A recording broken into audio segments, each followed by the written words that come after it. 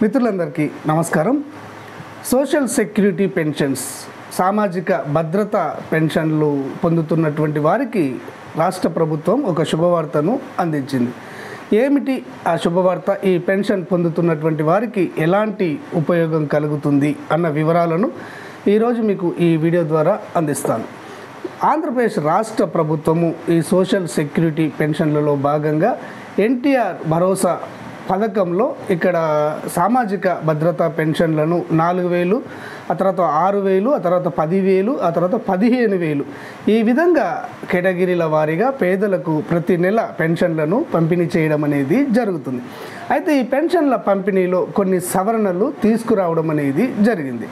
ఏమిటి ఆ సవరణలు అంటే, నెల ముందు రోజే అంటే 1వ తారీఖు కంటే ముందు రోజే ఈ ఆసరా పెన్షన్లను పంపిణీ చేయాలని రాష్ట్ర ప్రభుత్వం ఆదేశాలు జారీ చేయడం అనేది జరిగింది. అంటే ప్రతి నెల 1వ తారీఖు కంటే ముందు నెలనే ఇస్తారంటే అలా కాదు.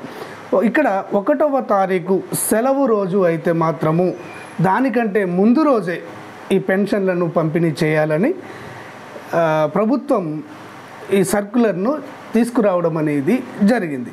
అంటే ఇక్కడ 1వ తారీఖు సెలవు రోజు అయితేనే ఇక్కడ ముందు రోజు ఇవ్వడం అనేది జరుగుతుంది. సెలవు రోజు కానట్టయితే ఇక్కడ 1వ తారీఖునే ఈ పెన్షన్లు అందజేయడం అనేది jరుగుతుంది. ప్రతి నెల కూడా ఇదే విధానాన్ని అమలు చేయాలని చెప్పేసి రాష్ట్ర ప్రభుత్వం మార్గదర్శకాలలో పేర్కొనడం అనేది జరిగింది.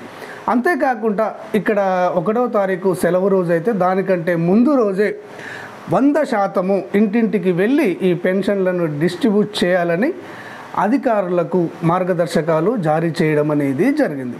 ఒకవేళ ఇక్కడ 100% డిస్ట్రిబ్యూషన్ చేయలేకపోయినట్లయితే 1వ తారీఖు సెలవు రోజు కాబట్టి మిగిలినటువంటి వారికి 2వ తారీఖున ఈ డిస్ట్రిబ్యూషన్ చేయాలని అందులో పేర్కొనడం అనేది జరిగింది. ఒకవేళ 2వ తారీఖు కూడా సెలవు రోజు వచ్చినట్లయితే 3వ తారీఖున మిగతా వారికి ఈ పెన్షన్లను పంపిణీ చేయాలని ఈ మార్గదర్శకాలలో పేర్కొనడం అనేది జరిగింది.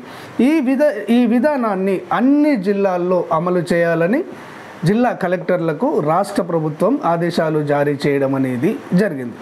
ఓకే ఫ్రెండ్స్, క్లారిటీగా అర్థమైంది అనుకుంటాను. ఏ నెల అయితే 1వ తారీఖున సెలవు రోజు వస్తుందో ఆ నెలలో 1వ తారీఖు కంటే ముందు రోజే ఈ పెన్షన్లను పంపిణీ చేయడం అనేది జరుగుతుంది. ఈ పెన్షన్లకు సంబంధించినటువంటి ఎలాంటి లేటెస్ట్ అప్డేట్ వచ్చినా కానీ ఆ విషయాలను ఉన్నది ఉన్నట్టుగా అంతర్నేత్ర ఛానల్ మీకు తెలియజేయడం అనేది జరుగుతుంది. ఈ సమాచారం ముందుగా మీకు తెలియాలి అంటే తప్పకుండా అంతర్నేత్ర ఛానల్ను సబ్స్క్రైబ్ చేసుకోండి. ధన్యవాదాలు.